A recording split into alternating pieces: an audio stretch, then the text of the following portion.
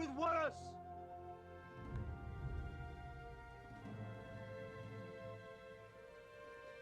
Now bleed with me!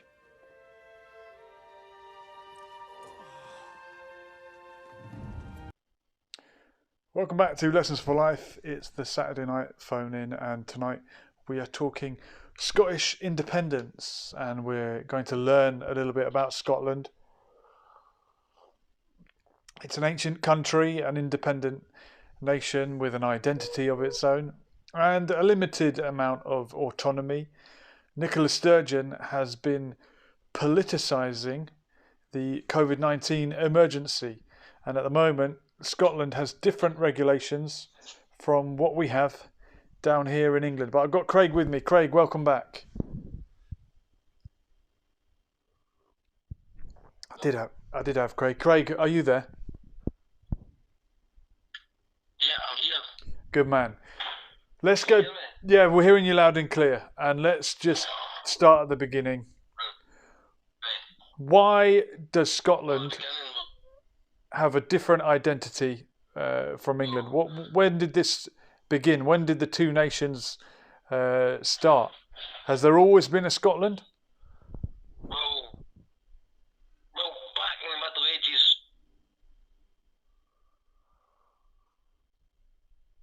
the independent was independent, and like there was a union was formed in 1603.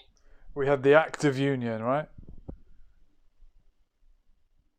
That's a long time ago, Craig. This was it. So like, yeah, that was the last time we were independent.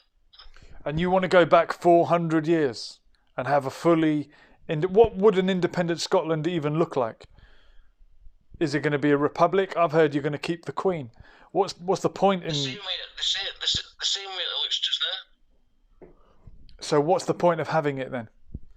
If it will be just the same? Because we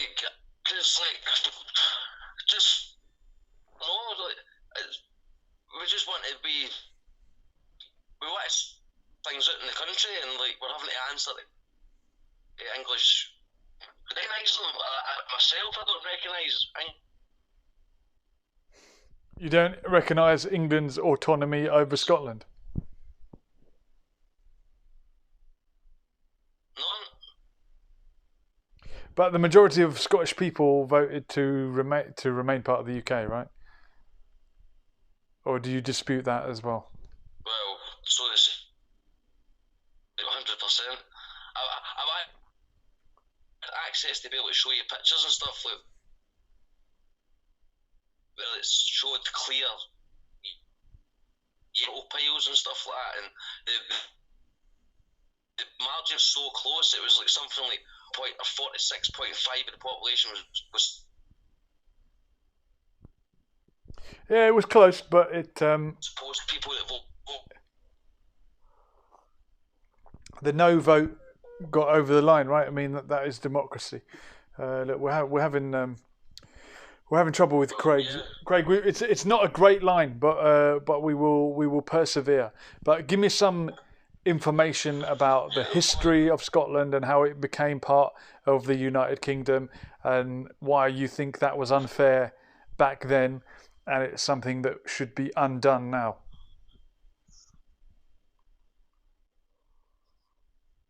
Well, I think it's to do with religion. Like back, many Queen of Scots who was in England, who was before that. It's King James VI of Scotland, who was Mary Queen of Scots, side Catholic. Her head was chopped off. She practicing that was frowned upon. So Mary Queen of Scots, what religion was she? King James became the King of Scotland at the age of 1.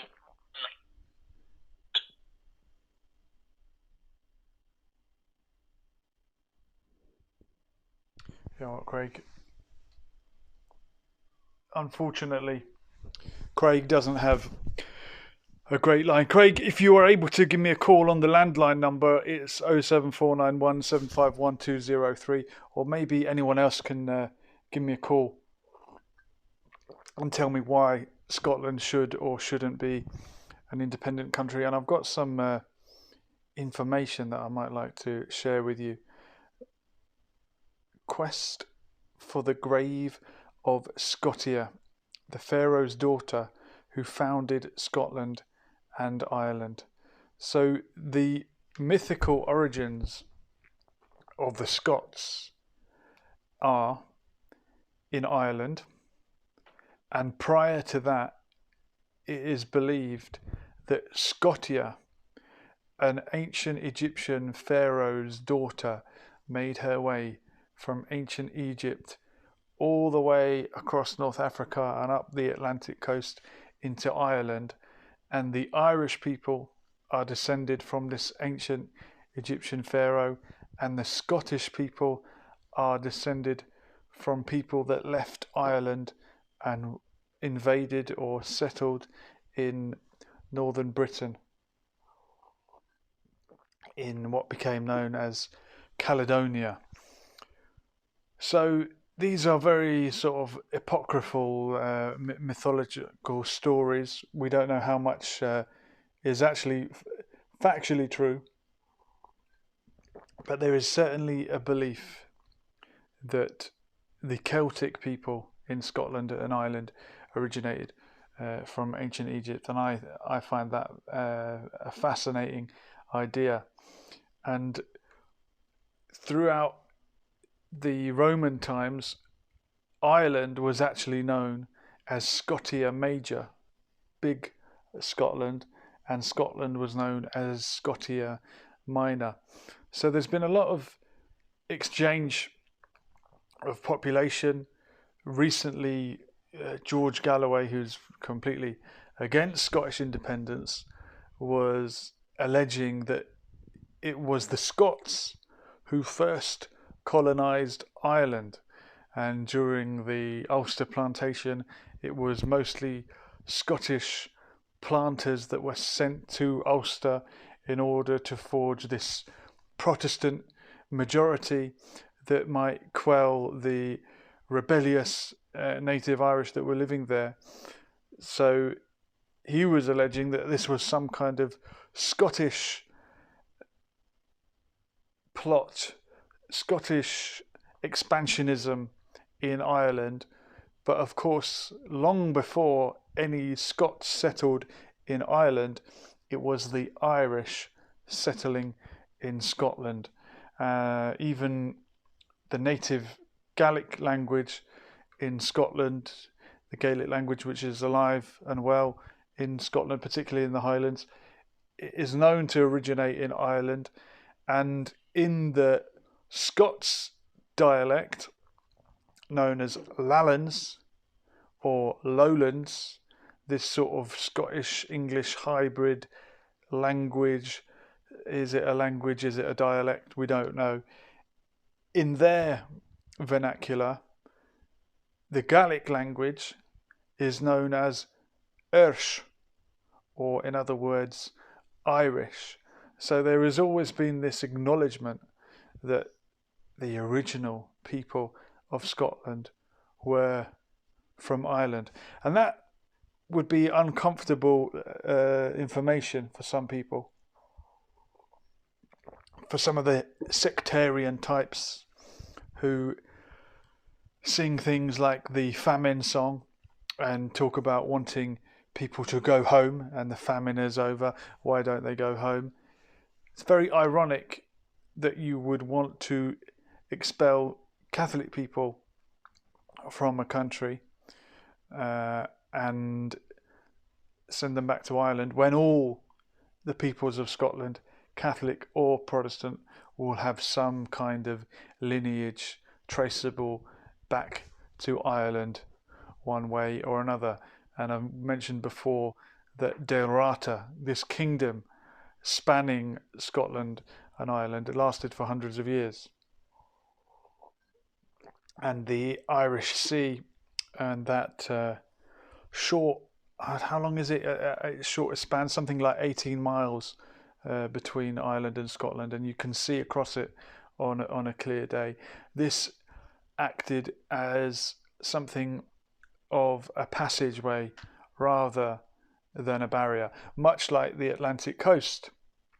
Down that West Atlantic coast also was a route rather than a barrier between these Celtic nations of Brittany, Cornwall, Galicia in the northwest of Spain, right down into North Africa.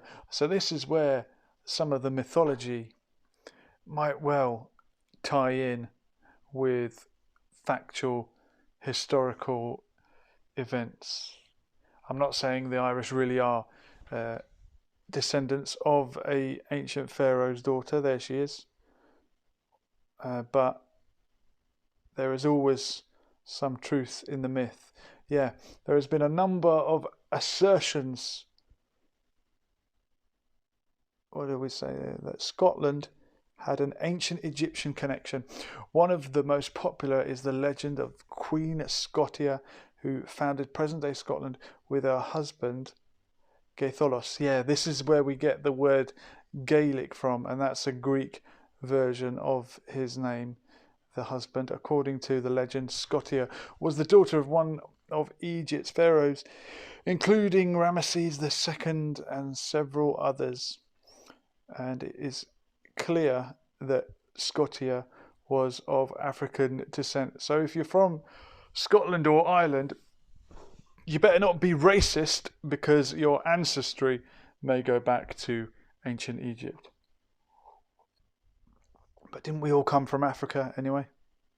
Don't we all have some kind of African roots? And here's another image of Scotia. Queen Scotia unfurls the sacred banner, illustration from an 1867 book of Irish history. Scotta and Scotia are the names given to the mythological daughters of two different Egyptian pharaohs in Irish mythology, Scottish mythology, and pseudo-history. Okay, so they're saying it's not really real. Pseudo-history, apocryphal history. Scotta was the ancestor of the Gaels, who trace their ancestry back to the daughter of the pharaoh. Yeah, and Dardasha is saying interesting. Thanks, Dardasha. We like to keep things interesting at this time of night, if we can. Anyway, if anyone wants to argue with me or tell me that the Scots and the Irish do not originate from an ancient Egyptian pharaoh, the numbers on the screen: 07491 751 203. We all like to feel that we're a bit more exotic than we really are. And some people from the British Isles like to sunbathe, get a bit of a tan, and would love nothing more than to be thought of as looking a little bit foreign, but not too foreign. The last thing you want to be is too foreign. We've got a call, but it's coming in, I think, on the wrong number. We need to phone the number on the screen, which is 07491 751 203 if you want to be involved. Dardasha saying the TV didn't show my video lessons for life, so I'm here watching your channel. It's the best as usual. Oh, thanks. Dardasha was nearly famous today. It was apparently tying it in with the whole ancient Egyptian theme. Dardasha could have been on a TV channel wishing an Egyptian singer happy birthday, but it didn't happen. So she switched over to ITV2. Oh, we got a call anyway. Hello, caller. Who's this? Beep, beep. It's... Oh, here we go. Here we go. Here we go. And she swears that it's true. It's Oh, brilliant. Right. You will hope it's true. My sister is a retired school teacher. She supplies herself to people who don't have teachers. She's a supply teacher. When somebody is sick or dead, she'll supply herself. And a lot of her friends do this as well. And her friend told her this story. And when she told me the story, I thought I would pee myself. I was in New York where I live, and she phoned me, and I fell on my bed's next to my phone's next to my bed. I fell onto my bed. You know that way you laugh, your legs won't work right. And I told my wife, I said, Flo just told me the funniest story. I'm going to tell my audience this. It's about a dwarf. And she said, oh, you can't, Billy. You can't do that. I said, why? She says, because you can't say dwarf. I said, why the fuck now? Are we talking about dwarf? Surely you can say dwarf when it's a dwarf you're talking about.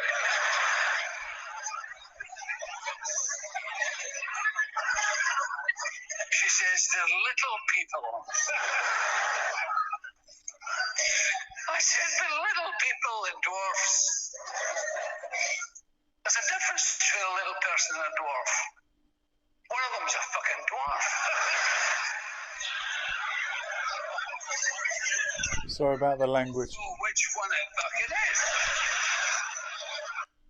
That was Billy Connolly phoning the show live from one of his performances. Brilliant, absolutely. And Billy Connolly, another great example of the evidence of this back and forth population exchange, voluntary population exchange at times between Scotland and Ireland. These Celtic cousins, Billy Connolly, a proud Scot. Connolly is an Irish name. James Connolly being the most famous Irish person with that surname, also born in Scotland, famously had a Scottish accent till the day he died, but very much a symbol of Irish patriotism and Irish nationalism. I forget the expression he used to describe it himself.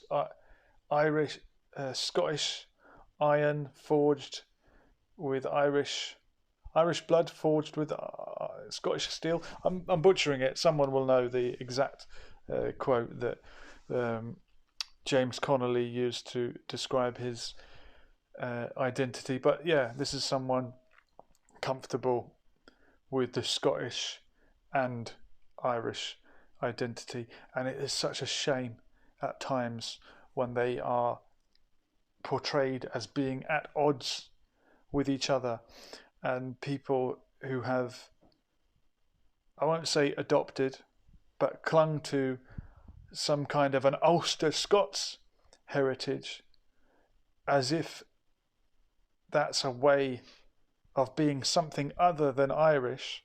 If you are Ulster Scots heritage, if you want to claim the Ulster Scots language or dialect, that is a type of Irish.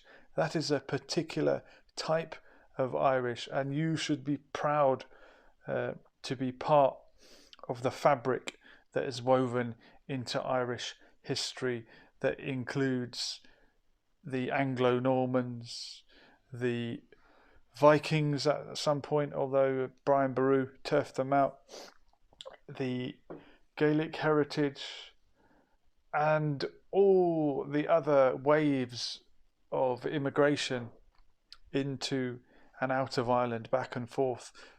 Tribes that were in Ireland that went to Scotland and then came back to Ireland. People that spent time in America, like Eamon de Valera, whose family were in America and returned home to make a great contribution to Irish history, whether you agree with everything he did or not. So we've got to come to a point where we can proudly share more than one identity, and same here in the UK, people conflating one identity with another and saying, oh, you can't be this and that, you can't be British and a Muslim or whatever else. Of course you can. It's multi-layered. It's very dangerous when we start to say, no, the only people from this country are such and such, and we make a very narrow criteria for the definition of what it means to belong to a certain country. So I'm very proud of people like James Connolly and Billy Connolly. And thanks, Billy, for phoning the show in the middle of one of your stand-ups. And Billy Connolly, I think he was on that programme, Who Do You Think You Are? And it went into his past, and of course he's got many ancestors in Ireland and Scotland. And there are places such as the Isle of Man, somewhere in between, where the language is alive.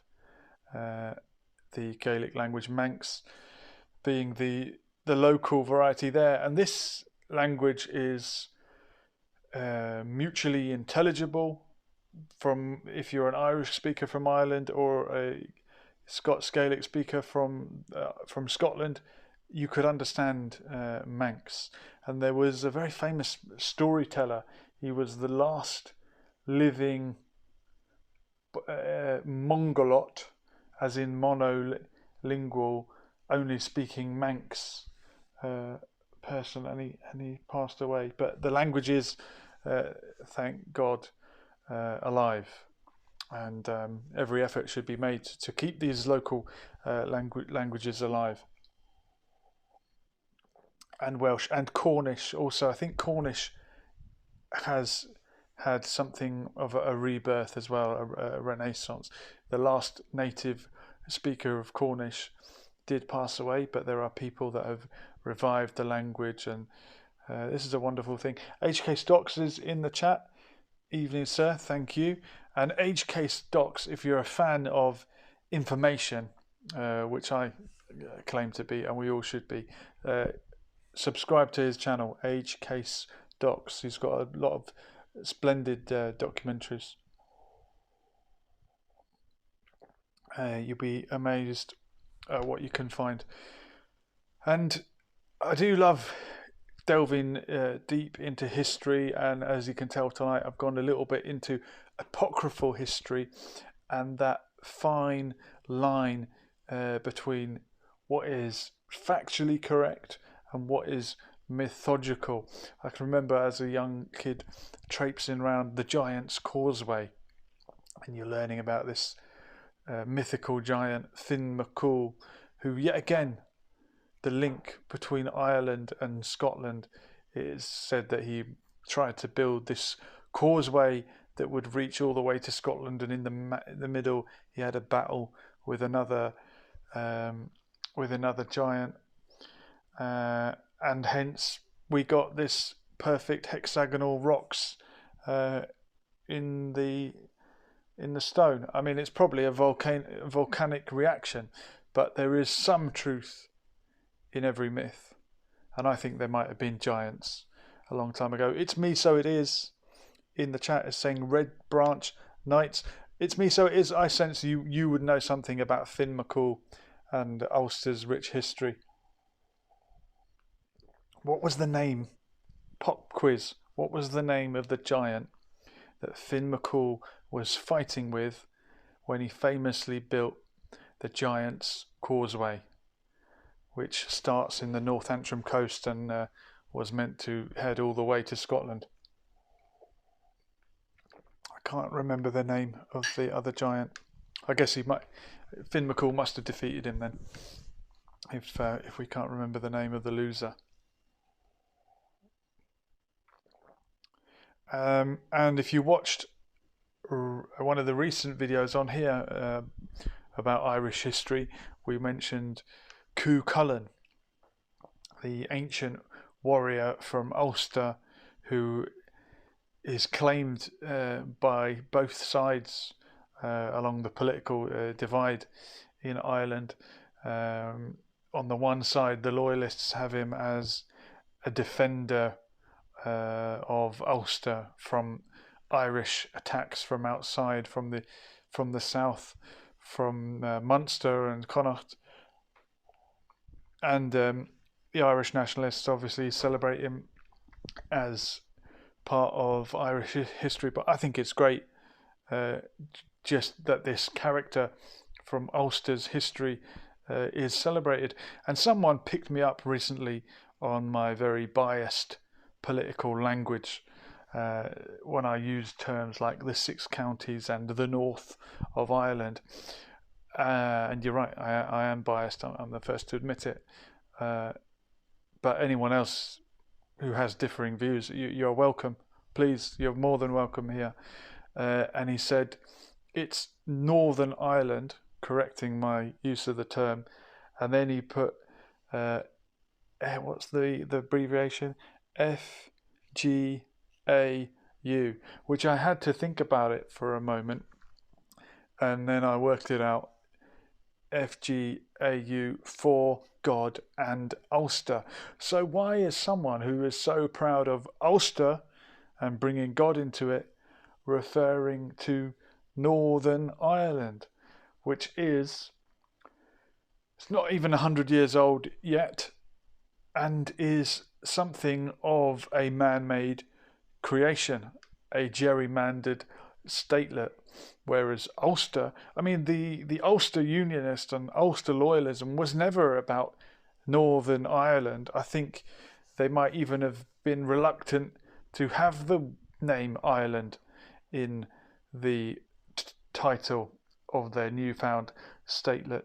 It was always about a pride in the separateness and, in their eyes, Britishness of Ulster. But why not be proud of that as well as being part of Ireland? You can be an Ulster loyalist who is part of the greater nation of Ireland. You can be both. Why not? You are a part of Ireland's history. There's not many flags in the world that have the colour orange on their flag, but the Irish flag, the official flag of the Republic of Ireland, has that colour orange, and it's for you of a loyalist identity or background to be included. So claim your place, and let's not only just have a united Ireland, which I hope for, let's have a united Ulster. And finally, you can proudly say that you are from Ulster, and all 9 counties can be united. Because when the Ulster Covenant was signed, thousands of Ulster loyalists, Ulster unionists signed that covenant in Donegal and Monaghan and Cavan. Why did you forget them overnight? Why did you forget them overnight? I hope for a united Ireland, and I hope for a united Ulster, and if it takes the format of some kind of new Ireland, maybe there will be some level of autonomy in that ancient province, and you could have a united federal Ireland. But that will be for the people of Ireland and the people of Ulster to decide, and I wish them all very best of luck with it. Well, look, we've deviated as ever from the topic, but I say Scotland is Ireland, Ireland is Scotland. We are all one. So thank you for joining me, and we'll do it all again soon. We'll try and get on at the earlier time of 10 o'clock. Anyone's got a topic to talk to me about, drop me an email, do what Craig did, reach out, get in touch, and you can be on the show, and we'll talk about anything you want. But it's been a fun one. Thank you for, I know it's a little bit local news. I go very specific on some of my subjects sometimes, but it was close to my heart. Thank you for joining me. This has been Lessons for Life, and we will do it all again soon. We were here, and we're gone. Latest.